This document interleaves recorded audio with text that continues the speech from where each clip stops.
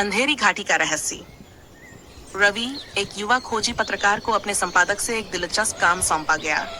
उसे एक पुरानी, सुनसान और भूतिया मानी जाने वाली घाटी के बारे में रिपोर्ट तैयार करनी थी। ये घाटी, जिसे लोग अंधेरी घाटी कहते थे, कई रहस्यों से घिरी हुई थी।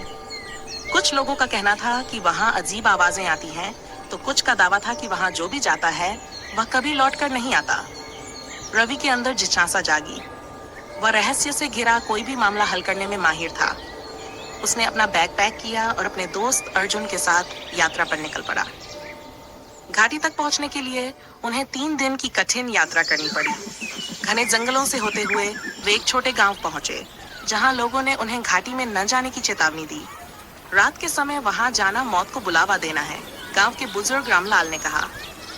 लेकिन रवि और अर्जुन के इरादे अडिग थे। उन्होंने गांव में रात बिताई और अगली सुबह घाटी की ओर बढ़ चले। जैसे ही वे घाटी के अंदर पहुंचे, माहौल अचानक बदलने लगा। ठंडी हवाएं चलने लगीं और चारों ओर अजीब सी शांति थी। अचानक अर्जुन को किसी के चलने की आहट सुनाई दी।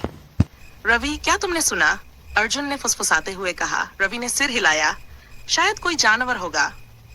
वे आगे बढ़ते गए, लेकिन तभी उन्हें एक पुरानी जर्जर हवेली दिखाई दी। हवेली के दरवाजे पर जंग लगा हुआ था और खिड़कियां टूटी हुई थीं। हिम्मत जुटाकर दोनों ने हवेली के अंदर कदम रखा। अंदर घना अंधेरा था। टॉर्च जलाते ही उन्होंने देखा कि दीवारों पर अजीब चित्र बने थे, कुछ इंसानों के, कुछ अजीब आकृतियों के। अचानक एक दरवाजा अपने आप खुल गया। वे डरते डरते उस कमरे में गए और वहां एक पुरानी किताब पड़ी थी। किताब पर धूल जमी थी, लेकिन उसके पहले पन्ने पर लिखा था, जो यहाँ आया उसने मौत को गले लगाया। अर्जुन ने घबराकर किताब बंद कर दी। तभी उन्हें हल्की सी हंसी सुनाई दी। रवि और अर्जुन ने देखा कि एक परछाई तेजी से उनके पास आ रही थी। उन्होंने भागने की कोशिश की, लेकिन दरवाजे अपने आप बंद हो गए। कौन हो तुम? रवि ने जोर से पूछा। एक धीमी आवाज आई, तुम यहाँ नहीं आ सकते। यह जगह तुम्हारे लिए नहीं है। अचानक हवेली की दीवारें हिलने लगीं और जमीन दरकने लगी। अर्जुन का पैर फिसला, लेकिन रवि ने उसे पकड़ लिया। वे किसी तरह बाहर निकले और भागते हुए गांव पहुंचे। जब उन्होंने ये बात गांव वालों को बताई, तो बुजुर्ग रामलाल ने उन्हें एक चौंकाने वाली कहानी सुनाई। 100 साल पहले एक तांत्रिक ने उस हवेली में काला जादू किया था।